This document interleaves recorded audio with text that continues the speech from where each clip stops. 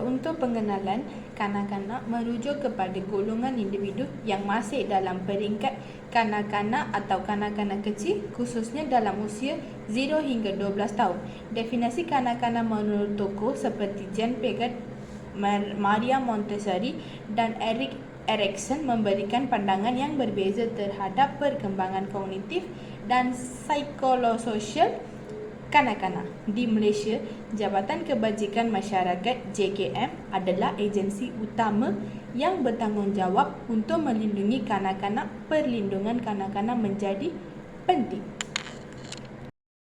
Kita akan melihat secara singkat biodata seorang tokoh besar dalam sejarah sains Islam, iaitu Ibn Khaldun. Ibn Khaldun lahir pada tahun 1332 di Tunisia dan meninggal di Kairo pada tahun 1406. Beliau dikenal sebagai seorang sejarawan, filosofi dan sosiologi yang meninggalkan warisan intelektual yang luar biasa. Pendidikan Ibn Khaldun mencakup berbagai disiplin ilmu, dari ilmu agama hingga ilmu sosial. Karya utamanya Al-Muqaddimah merupakan kajian mendalam tentang sifat manusia, masyarakat dan peradaban. Zaman kanak-kanak sehingga remaja tokoh. Ibn Khaldun dikenal sejak masa kanak-kanak dan remaja. Beliau menjadi tokoh berpengaruh dengan kepribadian cerdas, kreatif dan bersemangat. Beliau minat mendalamnya pada sejarah dan dampak Perang Dunia membentuk dasar pemahaman negara dan pendidikan anak-anak. Sebagai pemikir visioner dalam ilmu sosial, kontribusinya memberikan wawasan berharga terhadap sejarah dan perkembangan manusia.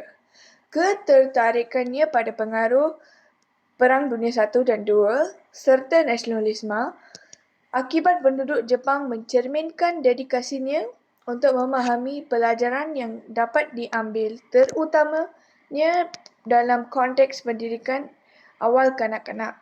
Keseluruhannya, Ibn Khaldun adalah pemikir yang berperan besar dalam memahami bagaimana peristiwa sejarah membentuk masyarakat dan peradaban. Terima kasih. Kajian mendalam tentang sifat manusia, masyarakat dan peradaban. Konsep asabiyah atau solidaritas sosial yang diperkenalkannya oleh menjadi kontribusi berharga dalam pemikiran sosiologis. Selain sebagai sejarawan yang filosofi, Ibn Khaldun juga diakui atas kontribusinya dalam bidang pendidikan. Pemikirannya menekankan pentingnya pendidikan sebagai sarana membentuk karakter dan masyarakat yang beradab. Beliau juga menyoroti peranan guru dalam membimbing dan membentuk moralitas generasi muda. Sebagai penutup, mari kita hargai warisan intelektual Ibn Khaldun yang tetap relevan hingga hari ini.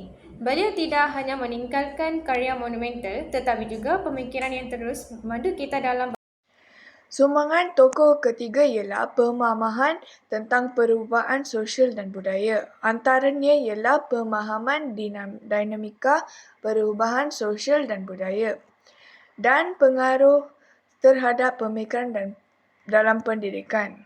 Seterusnya, pentingnya pendidikan untuk kesejahteraan sosial. Salah satunya ialah peran pendidikan dalam pembentukan kesejahteraan sosial dan pendidikan sebagai peningkat kemampuan individu. Terima kasih. Sumbangan tokoh ketiga adalah pemahaman tentang perubahan sosial dan budaya, iaitu pemahaman dinamika perubahan sosial dan budaya, pengaruh terhadap pemikiran dalam pendidikan. Akhirnya, pentingnya pendidikan untuk kesejahteraan sosial, iaitu peran pendidikan dalam pembentukan kesejahteraan sosial, pendidikan sebagai peningkat kemampuan individu. Implikasi sumbangan tokoh terhadap dunia pendidikan, iaitu ada 3. Pertama adalah pemahaman konteks sejarah, kedua adalah pengaruh lingkungan, ketiga adalah analisis perubahan sosial. Pertama, pemahaman konteks sejarah adalah pentingnya pemahaman konteks sejarah dan pengajaran dan pembelajaran yang lebih kritis. Kedua adalah pengaruh lingkungan, iaitu pentingnya pengaruh lingkungan pengaruh lingkungan pada pendidikan. Analisis perubahan sosial.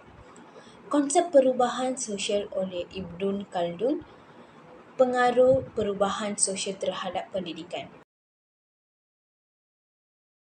Implikasi keempat ialah pemikiran kreatif. Pemikiran kreatif pentingnya pengaruh lingkungan pada pendidikan. Yang kelima pula, inspirasi dalam pendidikan. Inspirasi dari pemikiran Ibn Khaldun dan pemahaman perubahan sosial dan peradaban.